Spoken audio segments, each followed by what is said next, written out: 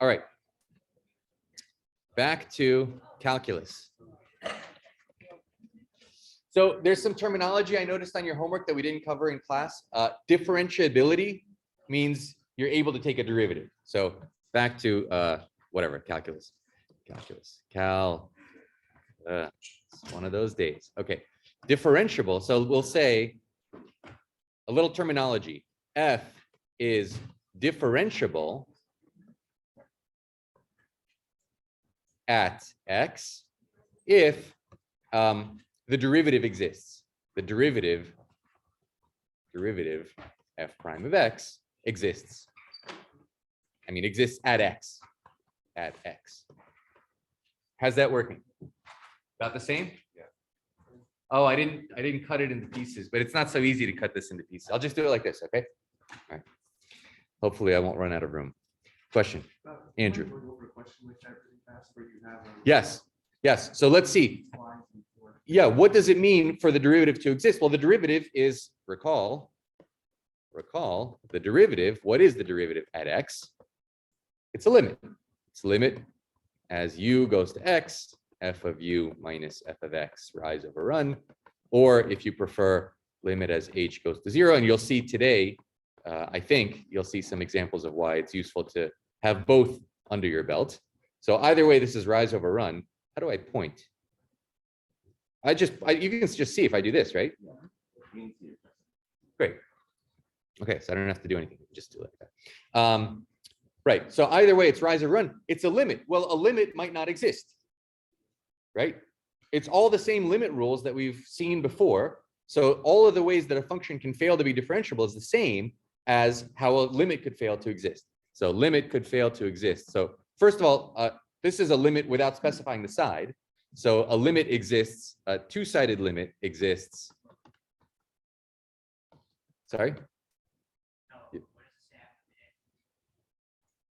If the derivative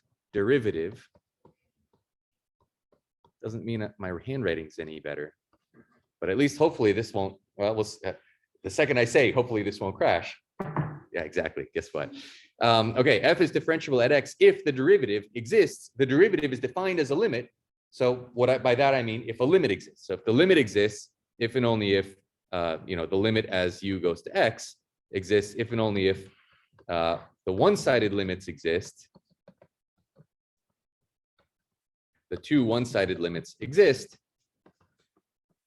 If this exists and this exists and they agree. Okay, so one thing that could happen, so what are the various ways a function could fail to be differentiable at a point? Okay, the two-sided limits could exist, but they could have different values. Okay, so example, both limits exist. The two one-sided limits exist. This is not quite as clean. Okay, limits exist, but differ. So the simplest example of that is just a function is defined in a piecewise way, right? I have a function that's like a line here, and then all of a sudden it turns into a parabola or whatever. Okay, so the one-sided limit, there's a one-sided limit here, and there's a one-sided limit here, and they just come to a different value, right? So that would be like a corner. This kind you would call maybe a corner.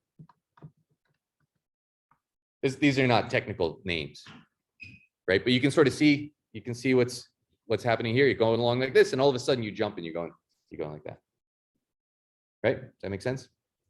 Okay. One of the one-sided limits could not exist. So another example is a one-sided limit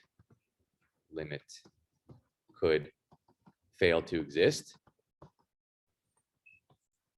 It could oscillate, your favorite crazy function that oscillates.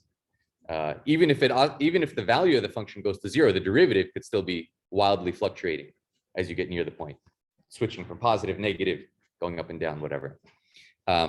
Or you could have something where a derivative blows up, or the one-sided limits. You could have the two limits agreeing but blowing up.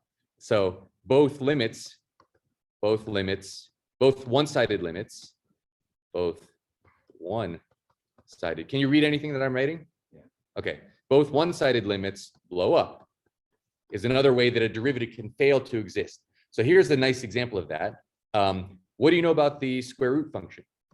So here's y equals root x. We know our square root function, right? That's not a very good picture. It doesn't start going down at some point. It's always increasing. What's the derivative? It's x to the half, so we can use our power rule. Right, a half x to the minus a half, also known as 1 over 2 root x. So what's happening as x goes to 0?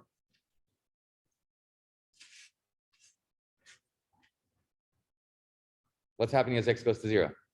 Tell me again, Julius.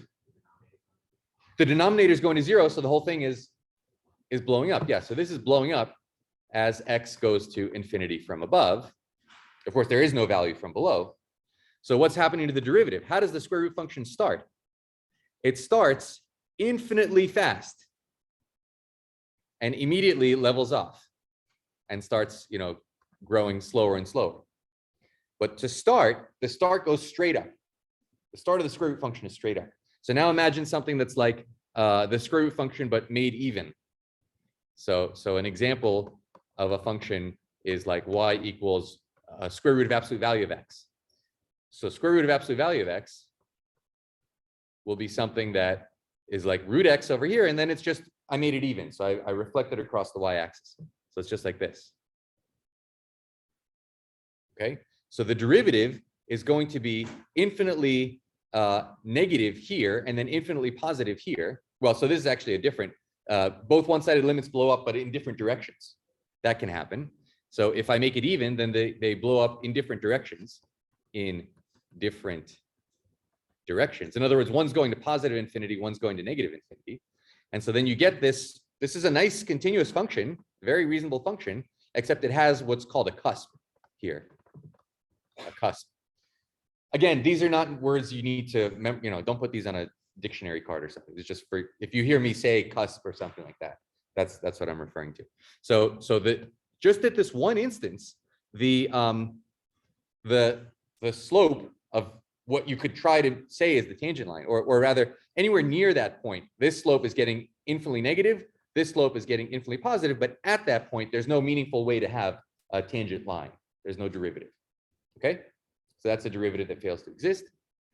Another thing that could happen is if instead of making it odd, we make it even. So y equals, well, let me just draw it. If I take the square root function here, and then I take the negative square root function there. So this is, you can make it a two-sided thing. Square root of x or negative the square root of minus x. This is if x is positive. This is if x is negative. So that's a function that's very nice and smooth. In fact, maybe we could even graph it. Let me see if I can figure out how to do that. Yeah, I think we can actually graph this. You see what I did? All I did is I took the root x function and I complemented it with the odd part by negating it and taking the negative of root x. And so this is something that's gonna, it does have, it has a tangent line, but that tangent line is y equals 0, or rather x equals 0. It's a vertical, it doesn't, it's one spot, it's a vertical aspect.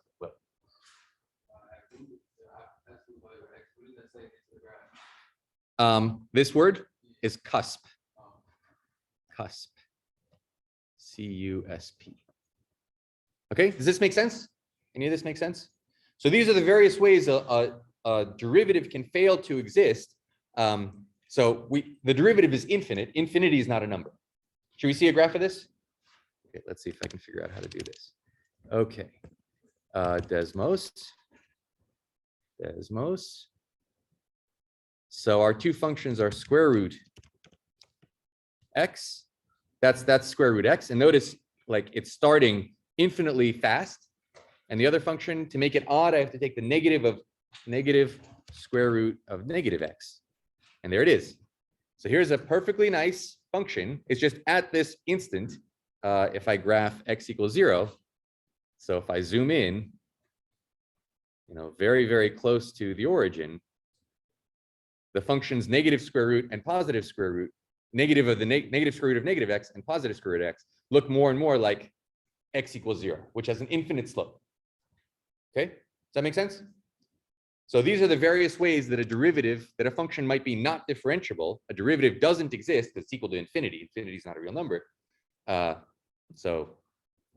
Infinity is not a real number. Infinity is not a real number. And the limit of this y, or this maybe f of x would be a better thing to call this, f of x. The limit of this f of x as x goes to 0. I mean, it doesn't exist, but it's infinity both from the left and from the right in this case. Okay, does that make sense? So it's not differentiable at 0. So this f is not. It's nice and smooth. You can draw it very, very beautifully without picking your hand up and so on. It is continuous. It's just not differentiable. There's no derivative. It's not differentiable.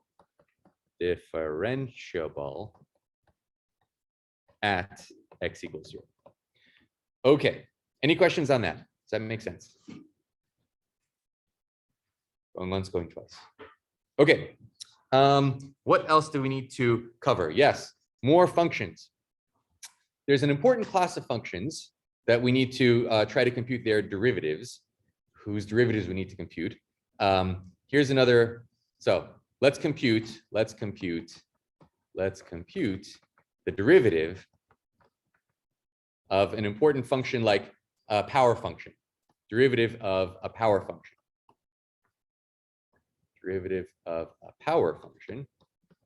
And the most important power function is, well, you wouldn't call this a power function. It's an exponentiation function of exponentiation.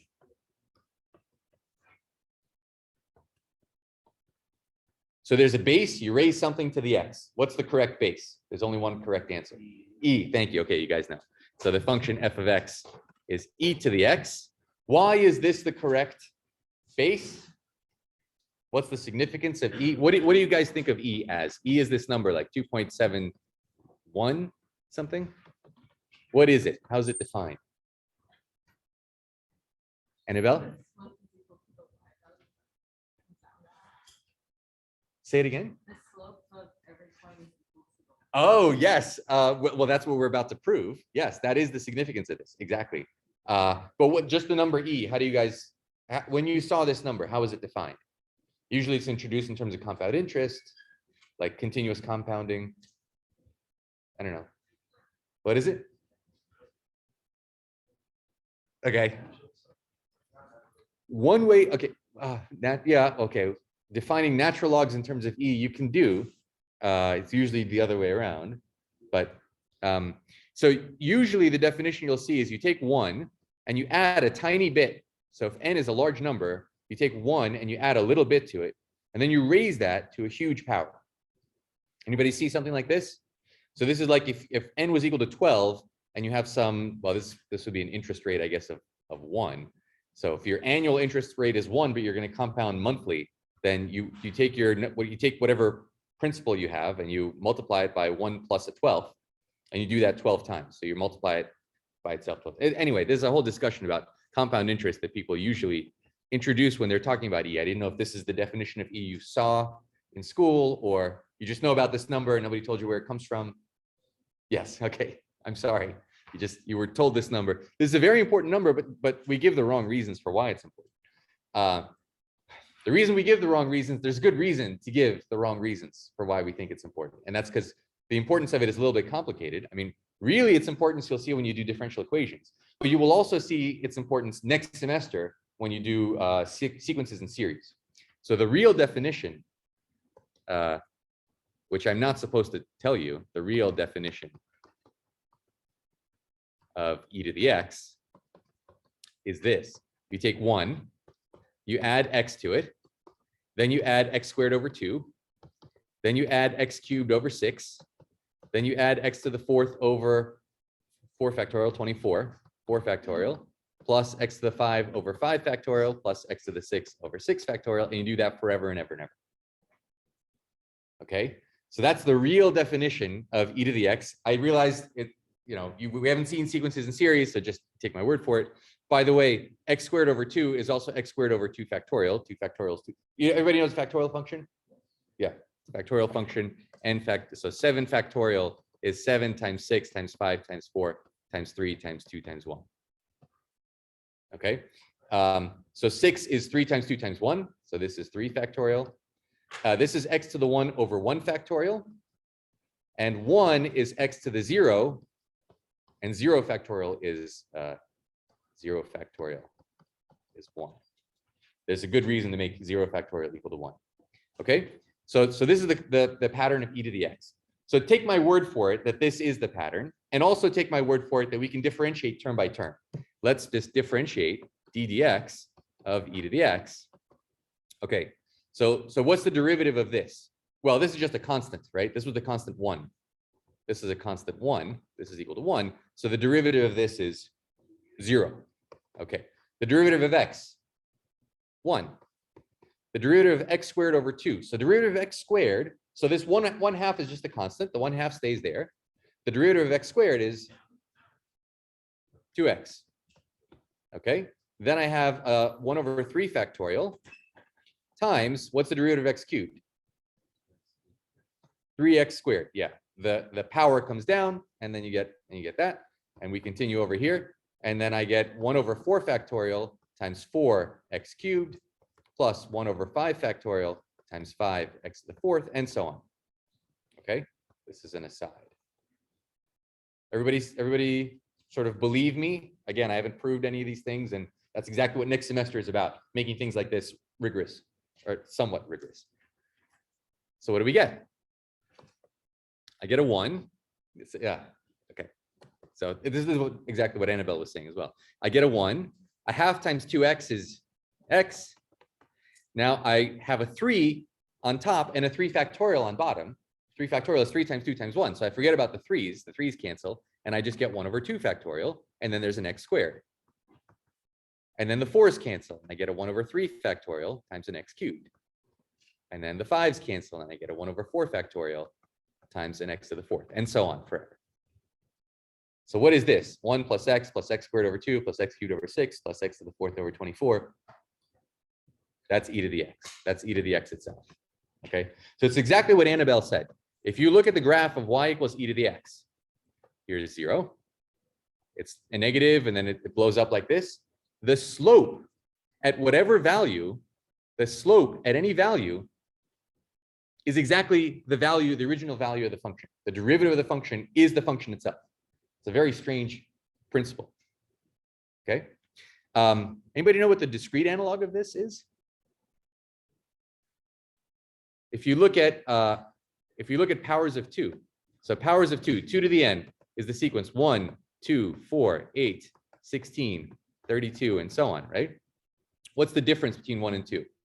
That would be the slope if we were just stepping by 1, if we were just graphing something that takes values on the integers. Difference between 1 and 2 is 2 minus 1, yeah, 1. Difference between 4 and 2 is 2. The difference between 8 and 4 is 4. The difference between 4 and 16 is 8. The difference between 16 and 32 is 16, okay? So 2 to the n is a sequence where if you take the differences of the sequence, you get back the original sequence. E to the x is the analog of that for continuous processes. Yes? I'm pretty sure there's a way to write. There is sigma notation for it. If you want to see the sigma notation, it's sigma x to the n over n factorial as n ranges from 0 to infinity. Yeah. If you want to, if you're happy with that notation, great. Let me just leave it there for those that have seen it. I don't think we need to. Sigma notation is something that you'll spend a lot of time on next semester. We're not doing infinite series. I am, but we're not. Well, we are, but you won't be asked to. Anyway, let's move on. Right, so that's the derivative of e to the x. So if you can differentiate all kinds of complicated functions with e to the x. Great, we know how to differentiate e to the x. Let's learn how to differentiate trigonometric functions. So trig derivatives. Trig derivatives. Yeah, let's differentiate sine. I heard somebody either sigh or say sine. Okay, so the derivative of sine. How many know the answer? Okay, again, a lot of you have seen this before. How many know how to prove what the answer is? Ah, okay, let's do it. So what is the meaning of definition of derivative? The limit as something something. Now, if I write, let's write limit as u goes to x, sine of u minus sine of x over u minus x. Not very illuminating. I don't know what to do with this. Okay, so this is one instance where the other definition at least suggests something. I mean, I know what one must do with it, which is something very similar, but let's just write the other definition, the H definition. It's not other, it's the same definition, just with a change of variables. Okay, so it's the sine of x plus a little bit of wiggle minus the value of the function divided by 8, divided by it's rise over run. It's always rise over run, right? What does this suggest? Does having the sine of x plus h suggest anything to you? Other than Raga. Okay, Raga. Yeah, we haven't heard from you today. Let's use the sum of sines formula. Right? There's a reason we want you to know these things. So let's just work with this for a second. Sine of x plus h, let me leave a little room, is equal to what? What's the sum of sines? Sine x cos h minus plus cos x sine h, or if you prefer sine h cos x, doesn't make a difference. Okay, that's what that is. Now I'm gonna slide this over a little if I can. Oh, that. Slide this over a little, make a little room. Okay, so that's just the sum of sines formula. I'm going to subtract sine x minus sine x. If I subtract sine x, well, let's not do too much at once. Minus sine x. Good. And then we'll divide by h. But before we divide by h, there's a sine x in both places here. So this is a sine x times cosine of h minus 1. Okay, so this difference, sine of x plus h minus sine of x, is equal to sine of x times cosine of h minus 1 plus cosine of x times sine of h. So far, so good. Just doing a little bit of algebra. We're going to divide both sides by h.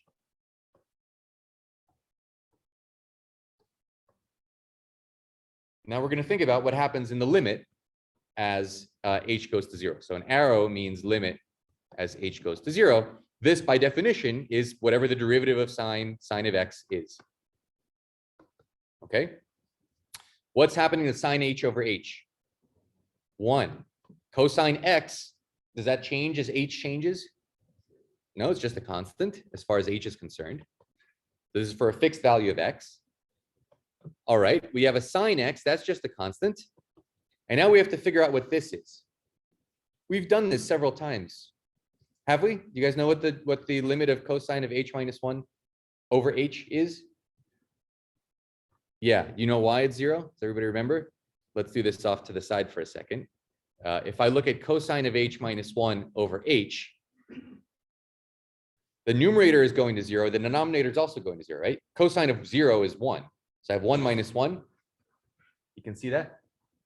Yeah. What do I want to do? Multiply the top and bottom by cosine plus 1. Exactly. By sort of like the conjugate. Now, this is something that I saw in a lot of exams. There were no parentheses here, and then people did cosine h minus cosine h minus 1 or something. There's, I mean, it's okay like this because these are two different fractions separated, but please don't forget your parentheses. Okay, what happens to the numerator? I get cosine squared h minus 1. Yeah, it's negative sine squared. It doesn't actually matter in the end, but it's negative sine squared h exactly, divided by, so sine squared, do this. Let me make a little more room, just a little more room. This is a small aside that's getting bigger and bigger. This sine squared h, I want to write as sine h times another sine h, as you'll see in a second. So that's sine squared. Then there's an h, and then there's a cosine of h plus 1. Okay? Why did I break it up like that?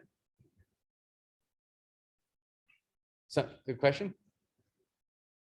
If you guys are confused, I'm guaranteeing 10 other people are confused. Where did I get the negative sign?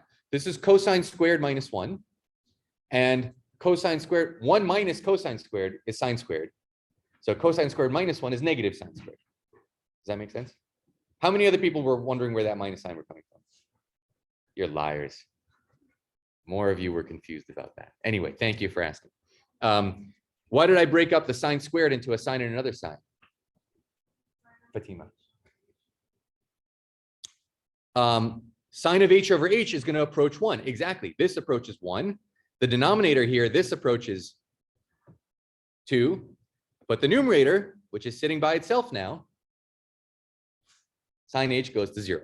Okay, so the whole limit, so the limit of this thing is 0 because it's 1, negative 1 times 0 over 2. So it didn't matter that there was a minus sign there, but there is a minus sign there. Okay, so this whole thing is going to 0. And we have just computed the derivative of sine, which is cosine. Okay, so think about what that means, that the derivative of sine is cosine. Let's look at the graph of sine. Sine looks like this, right? This is y equals sine. What is cosine, or what is the derivative?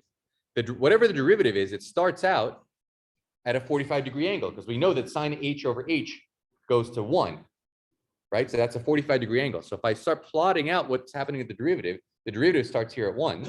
Over here, the derivative is going to 0. Over here, the derivative is minus 1. Over here, the derivative is 0. Do we think we can guess what that function is? That's cosine. That's the derivative. This is y prime being cosine. Okay, does that make sense? Let me leave it as an exercise to work out in exactly the same way, using a double sum of cosines formula, that the derivative of cosine, and let's get used to using lots of variables, not just x. Derivative with respect to theta of cosine of theta is, sine is a good guess. Sine is a very good guess.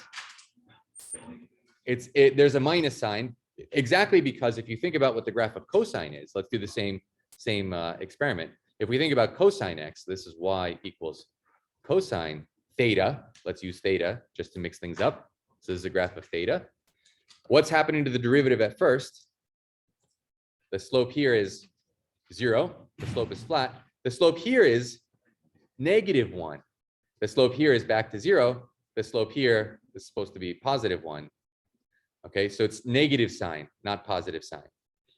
This is kind of a horrible picture, but I hope you guys see what's going on. Okay, so there's a minus sign here for the derivative of cosine. All right, once we can differentiate sine and cosine, we can differentiate anything together with those other rules. Why does this keep moving? Stay. Let's differentiate ddt of, t, you're not going to get confused about t and tan. Let's do ddt of tan t. I want to get you away from thinking of x as like some kind of sacred letter for a variable. Whatever we're differentiating, we differentiate with respect to use of. That's a very good guess. Let's work it out. Let's work it out. How could we work this out knowing only the derivatives of sine? Where's the derivative of sine? Oh, I guess I never wrote it down. Let's write it down explicitly. So the derivative dd z, thank you, of sine of z is equal to cosine of z. What is, by the way, what is ddx of secant of t?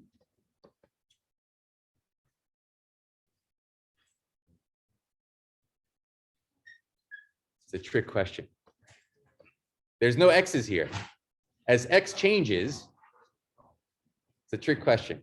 There's no x's, okay? So be a little careful with what the variables are so you don't get, this is a common mistake. I'm not gonna try to like trick you like this, but just be aware of the notation has a meaning. This is a change in z, the change of this thing as z changes. If there's no x's, then it's not changing at all, right? It's a constant as far as x is concerned. Okay, with that aside, how are we going to work out the derivative of tan? Well, what is tan? Sine over cos. It's sine t over cos t. If only we had some formula that could tell us how to differentiate the quotient.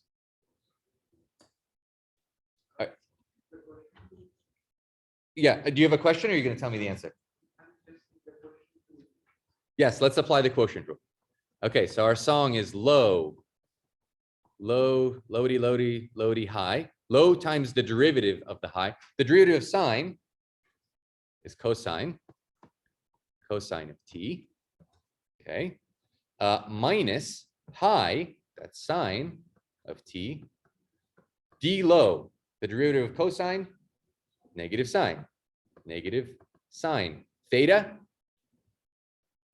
t is the variable that we're working with. And then how does it end? Yes, there's a cosine, but how does the song end? I keep forgetting. The square, over the square of what's below. Over the square of what's below. Not square the bottom and away you go. Okay, over the square of what's below. Okay, there we go. So what do we get on top? Cosine times cosine is cosine squared. Minus is a plus sine squared. I have cosine squared plus sine squared. 1. I get a 1 over cosine squared. 1 over cosine is secant. So the derivative of tan is secant squared. Cool.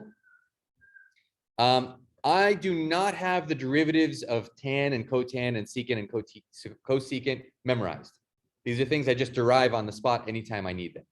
Probably if you use them again and again and again, you'll just, have no other choice but to memorize it. But you should, unless you want to derive from scratch, which it's not that hard to do, you're welcome to, but you should probably memorize that the derivative of cosine, the derivative of sine is cosine, the derivative of cosine is negative sine. And you can always, if you get confused about which is which, just look at the picture. Okay. Any questions on derivatives of tan? So far, so good? All right, let's do a quiz. Let's do a quiz to differentiate. What do you want to differentiate? Cosecant, secant? Pick one. Cotangent? Cotangent is too easy. No, we can do cotangent. You want to do cotangent? Sure, let's do cotangent. Cotangent. Okay.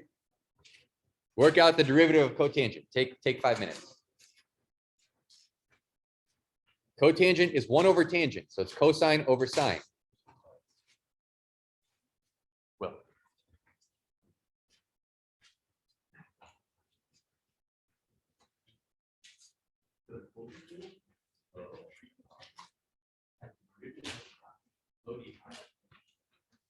let me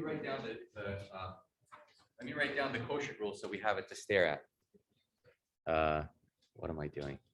Quotient rule is that if I have f over g and I differentiate f over g, that is bottom low d high minus high d low over low squared and something. I can't remember this song.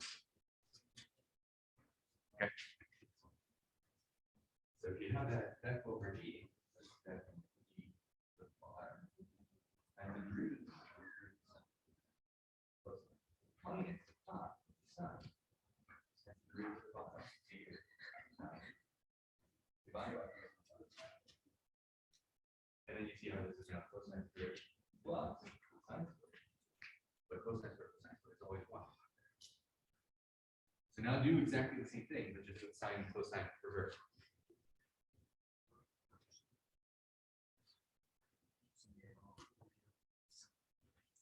Bottom root minus top root of, beautiful. So what's minus sine squared minus cosine? You pull out that minus sign.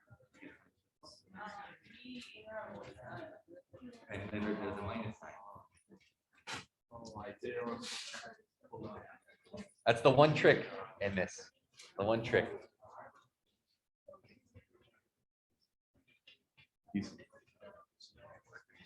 How do you write it? CSC. You can just write cosec if you want, but CSC is sort of standard. Anybody got it? Still working? Jenny? Oh, you got it. Okay.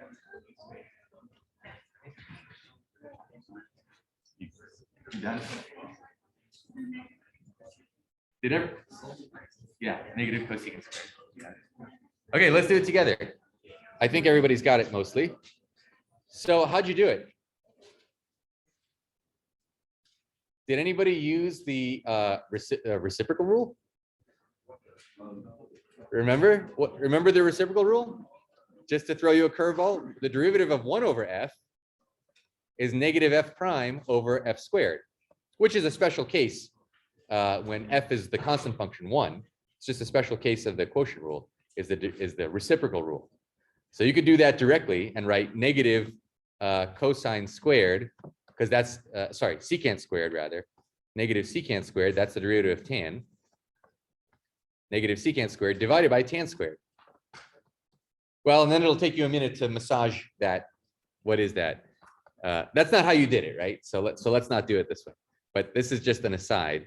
One way you could have done it is that the way you probably did it is bottom. So cotan is cosine over sine.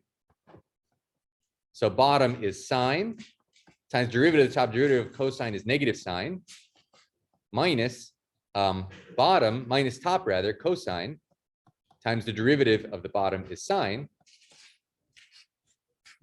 The derivative of sine is cosine. Running out of cosine.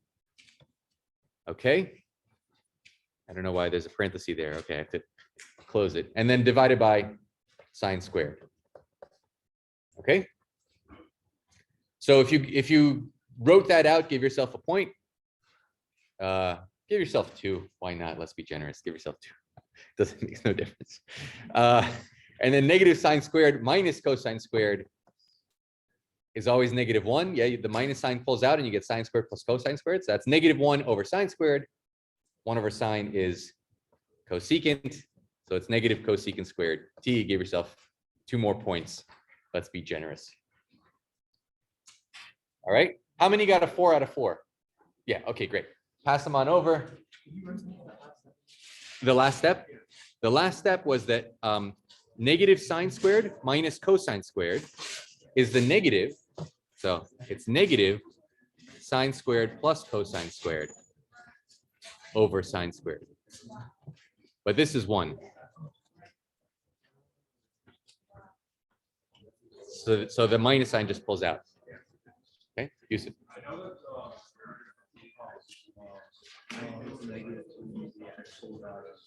We need the chain rule. Oh, 2 times e to the x? Or e to the, or e to the 2x. Okay, e to the 2x you can do. Let me point something out. We don't yet know about 2 to the x, the derivative of 2 to the x. Because we don't have the chain rule is one way to do it. Let's do, Yusuf's got another suggestion. This would have been good for a little quiz. What if we were doing e to the 2x?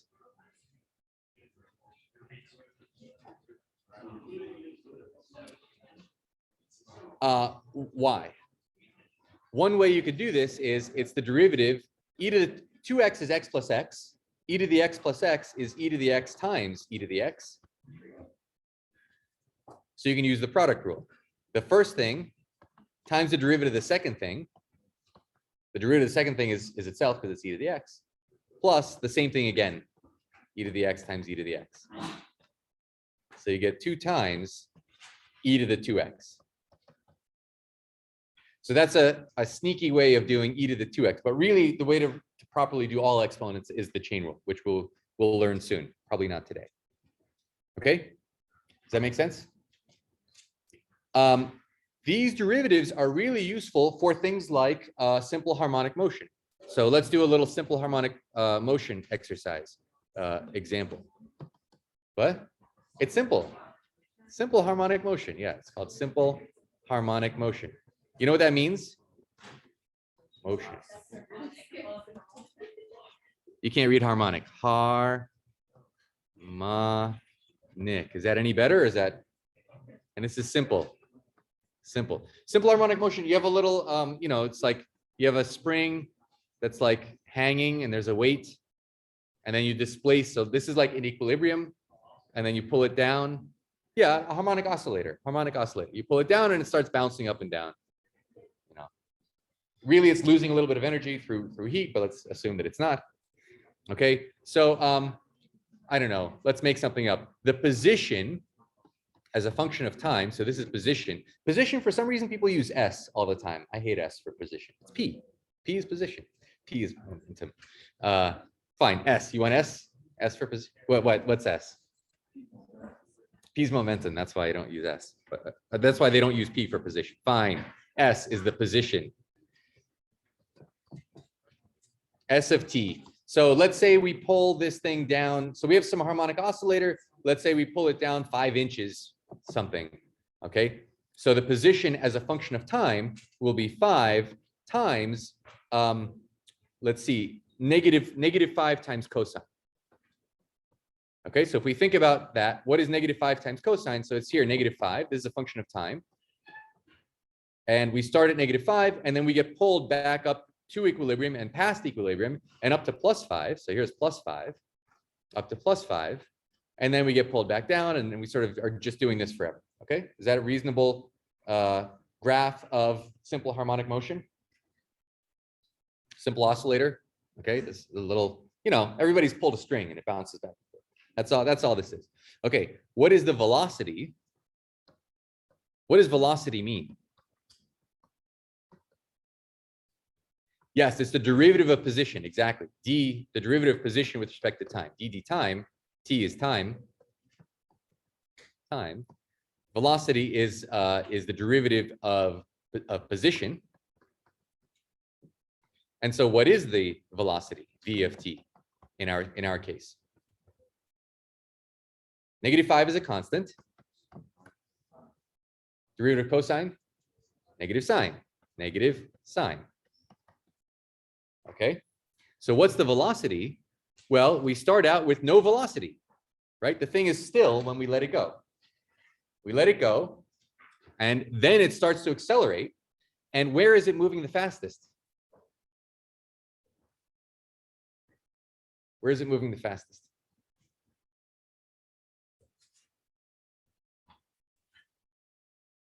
When it crosses the equilibrium point is when it's moving the fastest. It's accelerating. The spring is pulling it back towards equilibrium faster and faster. And the second it crosses the equilibrium point, now the spring is pulling it back, slowing it down. Okay, so the derivative is largest at the equilibrium point. Here's where we're at the equilibrium. This is where the derivative is largest. And then the derivative, and then we accelerate slower and slower until we pause at the top. We accelerate slower and slower until we pause at the top. And then we start to decelerate. We start to move back towards the equilibrium until we reach the equilibrium again. Until we reach the bottom again here, at which point our speed is again 0. You starting to see this? So this is how velocity is telling you what speed you would experience if you were sitting here. Now, we don't really experience speed. How fast are you moving right now?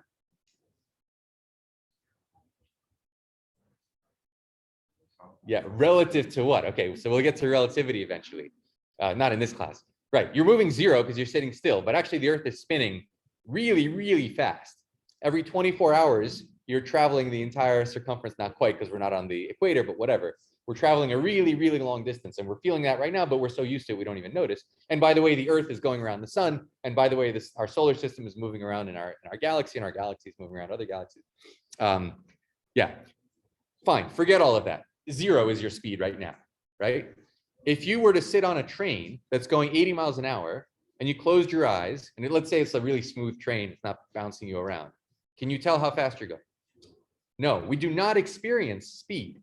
We experience acceleration. We can feel a push or a pull. Okay, that's force. You'll not in this class, but eventually you learn some, I'm sure you already know some physics, but you'll learn some more physics. So acceleration is the derivative of velocity. Acceleration is the derivative of velocity. That's what we actually feel as human beings. Okay. What is our acceleration in this harmonic oscillator? So I differentiate velocity, 5 sine t. Yeah, the derivative of sine is cosine. So I just get 5 cosine t. Now, what sense does that make? Let's think about that. So it starts up here. Our acceleration is huge. Our acceleration is at 5 when we're down, you pull the oscillator to 5 inches below, and it's experiencing, the second you release it, it's experiencing acceleration of 5. Think about if you're sitting inside this thing, right? You're going to get pushed forward towards the equilibrium point. That's as hard as it's going to push. That's the acceleration acting. That's the force acting on you. So when you reach the equilibrium, what is the force acting on you when you're at equilibrium? 0. The string's not pushing or pulling. The string wants to be there, right? And so that is exactly why the oscillation. Whoops. Yeah. Anyway, that's exactly why the acceleration is exactly equal and opposite to the displacement. This position is the displacement, how far we're displaced from equilibrium. Everybody understand what I'm saying? And the acceleration is exactly that, but in the opposite direction. The position is -5 cosine t. The acceleration is +5 cosine t. So you can understand all of these things just from knowing some derivatives of trigonometric functions. Cool. Some other things we can cover as long as we're talking about velocity, acceleration. Oh, what's the speed? At what speed are we traveling over time? What's the difference between speed and velocity? Why?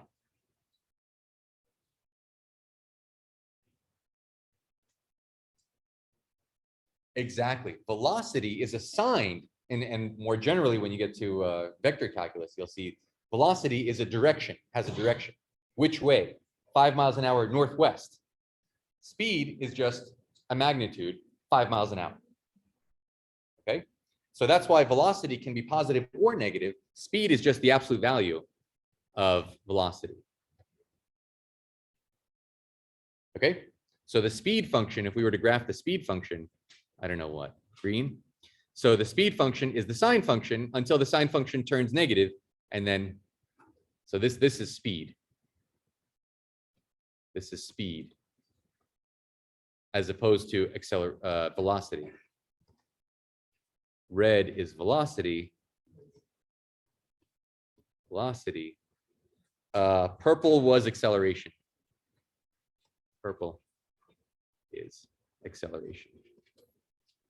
Okay, does this make sense? Any questions so far? Okay, as long as we're talking about acceleration, velocity, and position and things like this, let's do a little bit of, we're throwing a ball. So you throw a ball. So here's another scenario. Example, you throw a ball into the air with initial velocity of, I don't know, 160 feet per second. 160 feet per second. I'm just making a round number. As you'll see in a second, that is a round number. What do you know? That's not bull. You're not throwing a bull. A ball. A bull is very hard to throw at 100 feet per second. You take a ball, you throw it up in the air. So let's see. Here's the position over time. So we start at time 0. You throw it. Its position is on the ground, 0. We'll call 0 the ground. And I throw it, and it goes up in the air, and it does something. But what's acting on it? Gravity. So gravity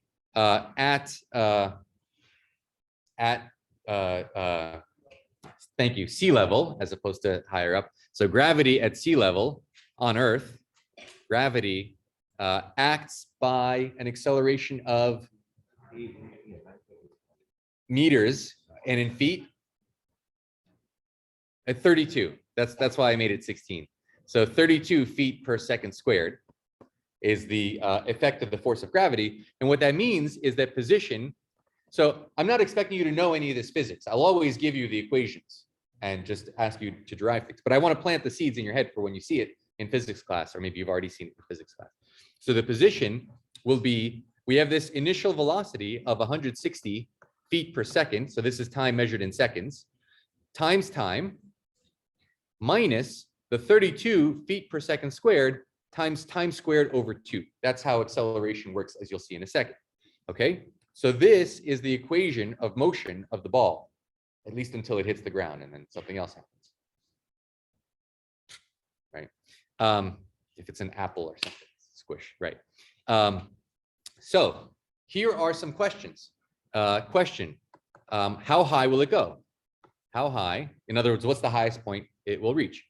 How high will it go? For how long will it fly? Or what's the amount of time? Another question, flight time. How would we answer things like this? Exactly. So look at this equation. This is 160t minus 16t squared. Right? And so that's what's the shape of this curve? It's a parabola. It's a parabola, and it's a sad parabola because there's a minus sign in front of the t squared. And what are the two? So I can actually factor this, right? I can pull a t out. In fact, I can pull a 16 and a t out. And I'm left with 10 minus t. So the two times that this is equal to 0 are when t equals minus, this is a 32 over 2. So that's a 16. Yeah, you'll see in a second why I put the 2 there. Because then the acceleration will be a constant. You'll see. So this tells you the two times that the position is equal to 0. If this is equal to 0, then either t is equal to 0. We know that. That's when we started. Or t equal to 10. So t equal to 10 is the other time that we hit the ground. And of course, the rest of this picture is nonsense. The ball does not start below Earth and end below Earth. The ball starts here and ends right there. And so how are we going to figure out this highest point? It's the point when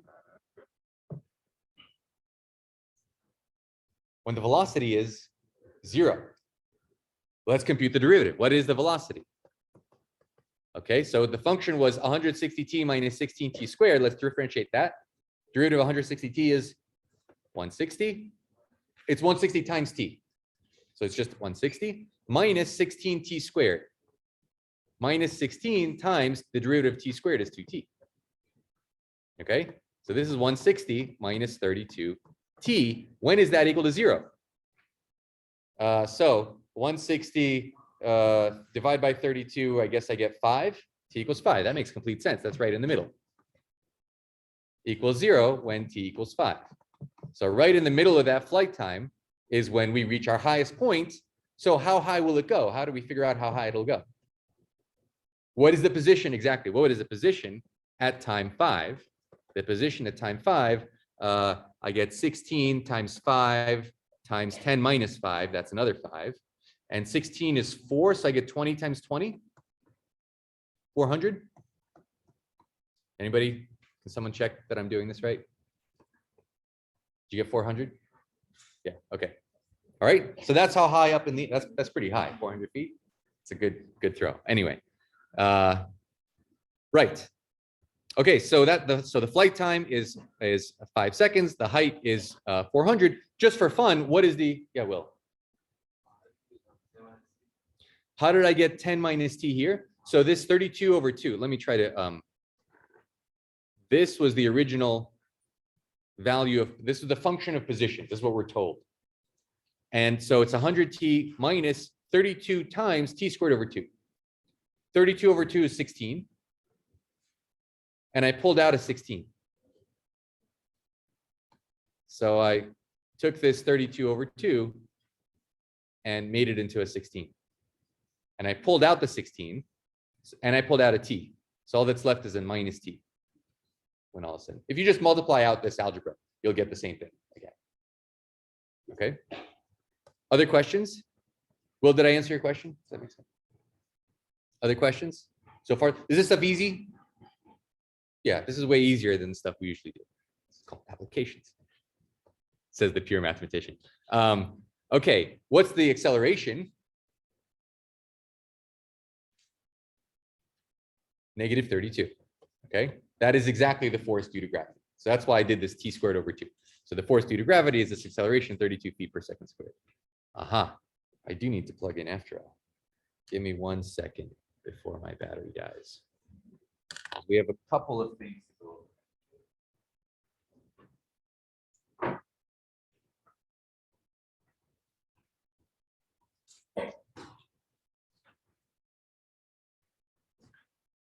Will it reach? Just barely. Look at that.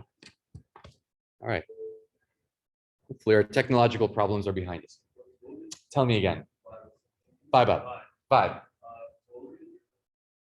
What's the derivative of acceleration? You mean in this case, or what is it called in real? Does anybody know what it's called? Correct. Derivative acceleration, if you're at a constant acceleration, you feel the seat pushing on your back at a constant pressure. Then you're accelerating at a constant amount. And if you feel an acceleration changing, that's a jerk. You're getting jerked around. That's why it's called, a jerk is somebody who like not fun to be around. Right? So derivative acceleration. Anybody know the others? They have funny names. The derivative of acceleration is called jerk. There are a couple more that are named. I mean, they get kind of silly after a while. What does the ninth derivative mean physically? Like, God, at that point, good luck. So the jerk here is 0. Yes. The jerk in our case might be me. The jerk in this case is 0 because that ball that's in free flight experiences. I mean, now we're really into Einstein's theory of general relativity. It's in an inertial frame. So it experiences no jerk. It actually experiences no acceleration either. This is what astronauts, when the astronauts are in the space station, it's not that they have 0 gravity. Gravity is pulling on them just a little bit less than it's pulling on us. But because they're moving horizontally, they're moving really fast. So as they go around the Earth, here's the Earth, and here's like the space station. The space station is falling to Earth. It just so happens that it's moving so fast that as it falls to Earth, by the time it falls a little bit, it's moved over here. And then it does it again and again. So this is what Newton figured out about the two-body problem, that objects move in elliptical orbits, which Kepler had observed empirically just from these amazing observations. Copernicus said things move in circles. The Greeks also said things move in circles. But anyway, there's a whole long, history of science is absolutely fascinating. You guys should check it out. But astronauts are experiencing almost the same gravity as us. It's just that they're in free fall. So that's why they're in an inertial frame. Their jerk is 0. Sorry if I went off. If you didn't understand anything I said, it's okay. Good. Any other questions? Let's get a couple more applications because we're going to need some applications. We talked about oscillatory motion, harmonic oscillator. We talked about throwing. Oh, let's do widgets. Let's do an economics example. So you have a widget factory example. You know what a widget is? It's something. It's a trinket. It's something. It's an undefined term.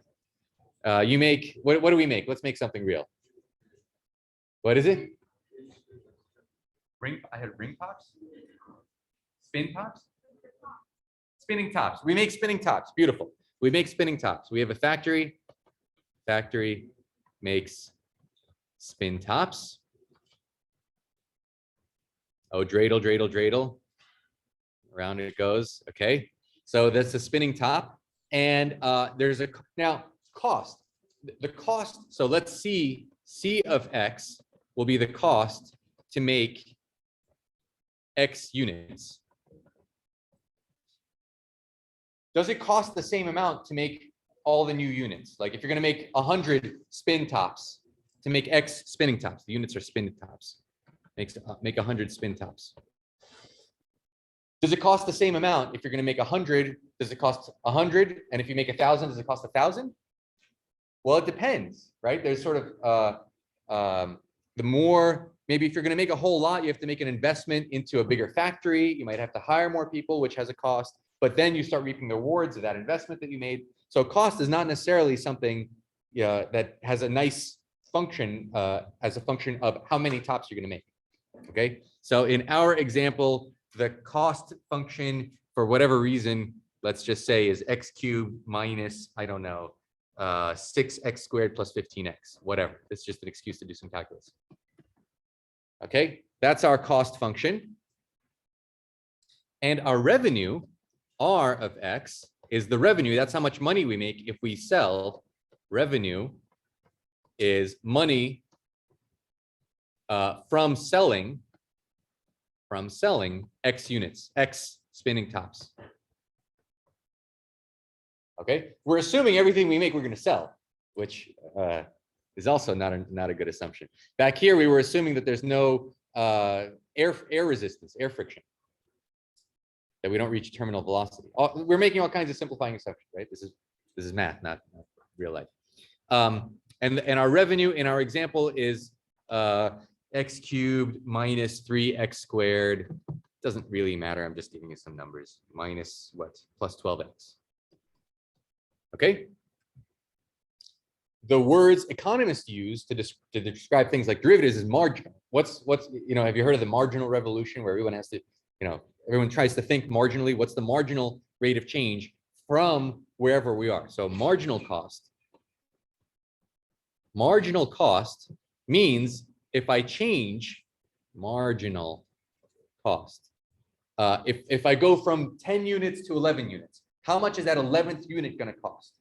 Okay, so marginal cost at 10 units, at 10 spinning tops, what does that mean?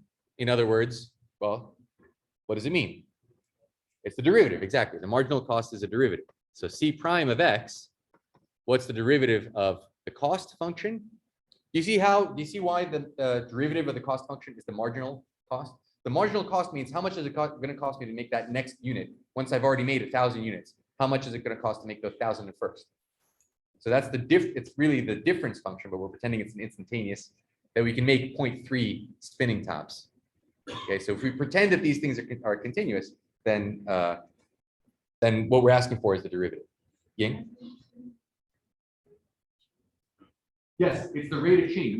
The marginal cost is the rate of change of the constant of the cost function, right? So which is exactly what the derivative is. Does that make sense? Okay, what's the derivative of the cost function? 3x squared. Yeah, hopefully we're getting really good at by now. The 6 comes down, hits the 2 comes down, hits the 6. I get a 12x, and the derivative of 15x is 15. And we want to know what the marginal cost is when x is equal to 10. When x is equal to 10. So when x is equal to 10, we made it nice and round. So this is 300 minus 120 plus 15. A minus 120 plus 15 is minus 105. 300 minus 105 is 195. Okay, good. So the marginal cost is 195 bucks. Okay. So once we've made 10 units, how much is it going to cost to make the 11th? Of course, we're not stopping the factory, starting it again to make the 11th. What we're really saying is we're going to make 11 instead of 10. How much more would that cost in the resources, in salaries for the employees, and so on? It's going to cost 195 bucks to make that next unit. Okay. What is the marginal revenue? Marginal revenue, assuming we're going to sell that revenue. Marginal revenue. God, it's even worse. Who thought my handwriting could get worse? What's the marginal revenue? How much extra are we going to make on that 11th unit versus what we would have made on the 10th? So the marginal revenue is, again, the derivative. It's the derivative of revenue. It's the derivative of revenue. The derivative of revenue is 3x squared minus 6x plus 12. Okay. And if we do this when x is equal to 10, is that a 0?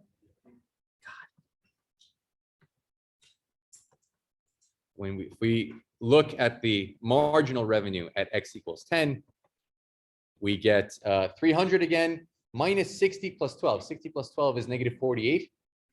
300 minus 48 is 252. Anybody get that? Oops. For some reason I'm like dyslexic. 252. I'm not like, I am.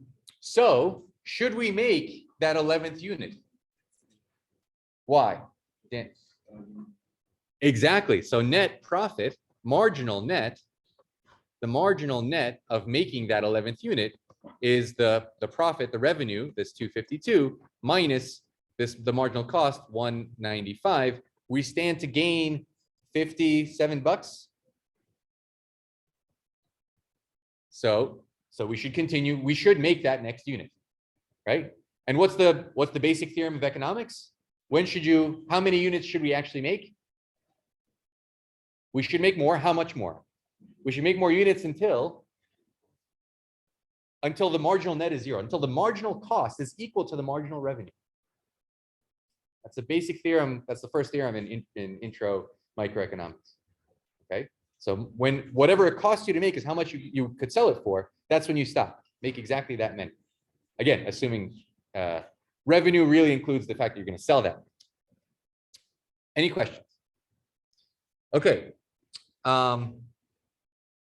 We've covered, oh, did we differentiate the other functions like secant and cosecant? We've covered a bunch of applications. We covered a bunch of harmonic oscillators. We differentiated exponential function. We didn't differentiate secant. Let's differentiate secant. And then we'll go. We'll call it a day. Okay. The derivative of secant with respect to x, theta, t, x. The derivative of secant, x. Secant is 1 over cosine. So we can use our